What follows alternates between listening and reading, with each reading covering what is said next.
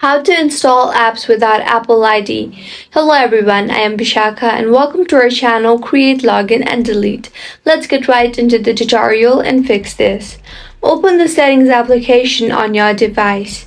Tap on Screen Time and firstly enable Screen Time on your device if it is not enabled yet.